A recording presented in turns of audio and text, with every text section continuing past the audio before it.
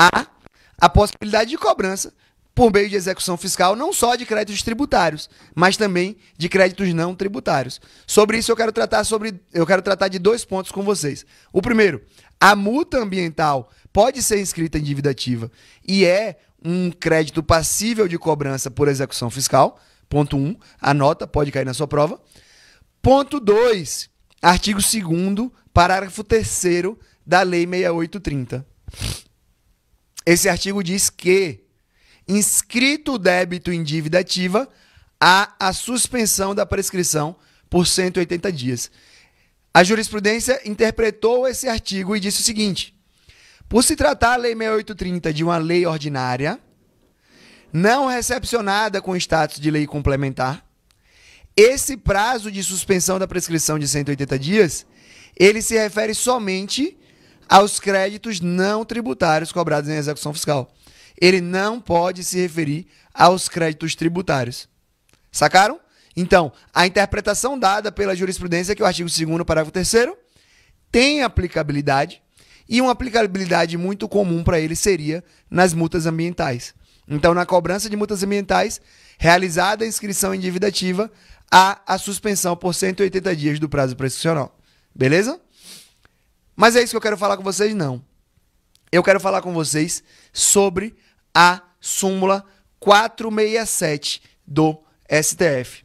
Voltando aqui. Opa, isso. Do STJ. 467 do STJ. É isso aí, galera. Vocês demoraram para virar aqui. Aí eu fiquei... A culpa foi de você agora, não foi, Jackson? Aí, ó. Jackson assumiu a culpa. Quer que eu venha pro lado? Pro outro lado. Então, a súmula 467 do STJ, anota aí, mas você vai ter aqui no material também, ela trata sobre o prazo de prescrição da cobrança dessas multas ambientais. E aí eu quero lembrar a vocês que há, de certo modo, um prazo de decadência para a constituição das multas ambientais. Como assim, professor? Lá em direito tributário, a gente fala que o prazo de decadência é o prazo para a constituição do crédito, o prazo de prescrição é o prazo para cobrança daquele crédito tributário, da execução fiscal, para ajuizamento da execução fiscal depois da constituição definitiva. Aqui na multa ambiental, eu não consigo falar em decadência exatamente desse modo, porque a decadência tributária ela tem outro viés, ela tem um viés de extinção do crédito tributário, inclusive, e é um pouco diferente. Mas eu quero lembrar vocês sobre as multas ambientais e a sua cobrança, 2 coisas. A primeira, existe um prazo, e esse prazo é previsto na Lei 9873, para a constituição, ou seja, para a o efetivo lançamento, trazendo para o direito tributário, a efetiva constituição daquela multa, o que se dá normalmente por um auto de infração ambiental. Então, não se pode fazer esse auto de infração a qualquer momento. Há um prazo, e esse prazo é de 5 anos, previsto na Lei 9873, mas não é esse o ponto. O ponto é, ocorrido o auto de infração, também haverá uma defesa administrativa do contribuinte. Do contribuinte não, lá do infrator, né, ambiental. Então, esse infrator, ele vai poder fazer a sua defesa. Protocola uma defesa, depois protocola um recurso administrativo. Então, veja, já há um auto de infração.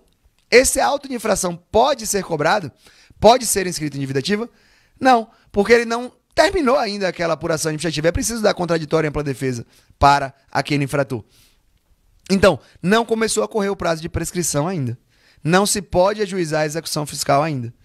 Por isso é que existe, aí, volta aqui na súmula 467 do STJ, que diz: prescreve em 5 anos, contados do término, essa é a parte importante, contados do término do processo administrativo, a pretensão da administração pública de promover a execução da multa por infração ambiental. Então, prescreve em 5 anos, beleza, isso. Deixa eu beber uma aguinha aqui. Mas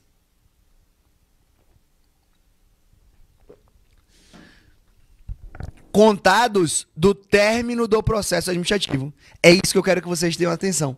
Não se conta o prazo de prescrição do auto de infração. Se conta do término do processo administrativo, porque pode ter havido aí um recurso administrativo e uma discussão administrativa daquela multa ambiental. E se não houver a discussão administrativa, haverá uma nulidade da CDA por ofensa ou contraditório ampla defesa prévios à instauração ou à inscrição daquela dívida ativa. Beleza?